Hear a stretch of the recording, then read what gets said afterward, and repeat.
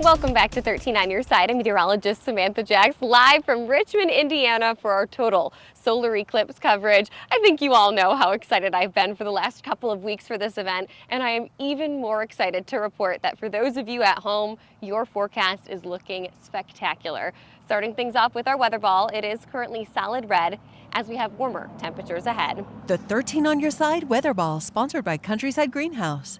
Starting things off with a look at our satellite and radar. Yesterday, some rainfall came through, even a couple reports of hail that came along with it. That's since exiting the region. Behind it, clearer skies. You'll notice that on satellite and radar, we would typically see white clouds, right? Completely clear conditions have built in along the lakeshore. I am still seeing some signatures of cloud coverage up along US 10, hopeful that that will continue to break apart behind this front. Temperature-wise today, things are fantastic. 44 degrees in Grand Rapids right now, 46 in Holland, and 45 in Big Rapids, off to a nice mild start to our day. Winds currently sustained out of the south and east right now at about 5 to 10 miles per hour. We're seeing a bit of a wind gust right now, currently in Ludington at 18 miles per hour. I do anticipate breezy conditions on and off throughout the day.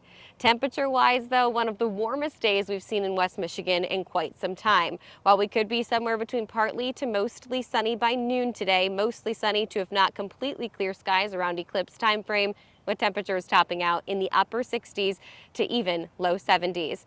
Now, the total solar eclipse path, that's going to be that line there that you see shadowed in dark gray with the blue line along the center. From Texas stretching through, let's say, portions of Arkansas, the good news is I'm seeing some breaks in clouds there in Arkansas itself, are going to see a little bit lower cloud coverage. That will be more difficult to see the eclipse through. But the further north and east that you travel along the path of totality itself, the more likely that these clouds are going to be suspended high in the sky. That means they'll be thin and wispy clouds that you'll likely be able to see through as we head throughout totality, which does occur at 3:11 for those of you at home and right around 3:11 for us here in Richmond, Indiana as well. The further north and east that you travel, Maine, man, they have had the best forecast for weeks. Model runs nailed that for them, and they are continuing to see completely clear conditions, and that will be the end of the total solar eclipse. Now, in terms of a different model run here, you'll notice that this model run gives a little bit more breaks in the cloud coverage for us here in Richmond, Indiana. We're really hoping that that comes to fruition for us.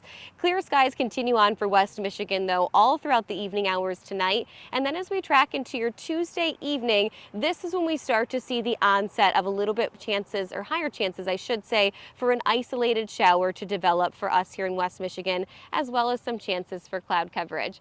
The rest of your 13 on Your Side 10-day forecast, we're continuing to show that we have temperatures sitting at around 68 degrees for this afternoon, and then dropping off into the low 50s throughout the back half of the 10-day forecast. Again, we went back and forth. Was it going to be cloudy? Were the rain chances going to stick around? But guys, this really is shaking out to be the perfect forecast for West Michigan.